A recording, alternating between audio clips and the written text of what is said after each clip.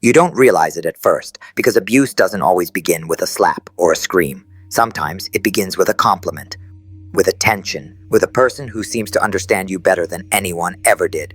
But what happens when that same person slowly isolates you, breaks you down, and convinces you that the pain you feel is love? In this video, I'm not just going to talk about abuse. I'm going to expose the dark psychological patterns behind it and show you how to break free from the invisible chain that pulls victims back into the same toxic cycle again and again.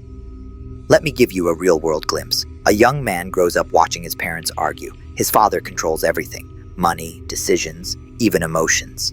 As an adult, that young man finds himself in a relationship where he gives up control just to feel safe. But inside, he's reliving the trauma, not by accident, but by conditioning. That's the trap of dark psychology. It teaches your brain that pain is normal and peace feels boring. That's not weakness, that's programming. Here's how this cycle works and why it's so hard to escape. Step 1. Idealization. They praise you, love bomb you, make you feel like you're the only person in the world who truly matters. Step 2. Devaluation. Slowly, the criticism starts. Your choices are questioned. You feel like you're never enough, but you stay, hoping to win their approval again. Step 3. Control. They isolate you. You stop trusting your own feelings. You begin to believe you need them to survive, and just when you try to leave, they love bomb again. That's not love. That's manipulation. That's how abuse becomes a loop, repeated until you forget who you were before it all began.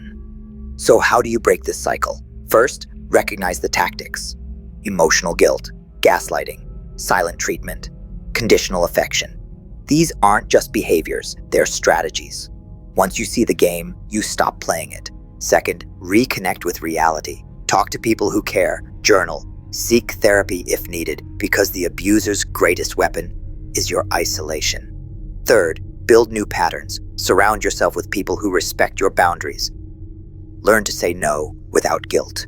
Remind yourself, love never demands your silence. Why this matters? Because abuse doesn't just leave bruises, it leaves beliefs that you're unlovable, that you're weak, that pain is part of love.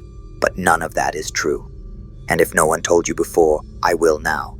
You deserve peace, not confusion. You deserve love, not manipulation. If this message hits something inside you, don't let it pass. Subscribe now, not just to this channel, but to a mindset where you take your power back. Because the moment you understand how abuse works is the moment it stops working on you.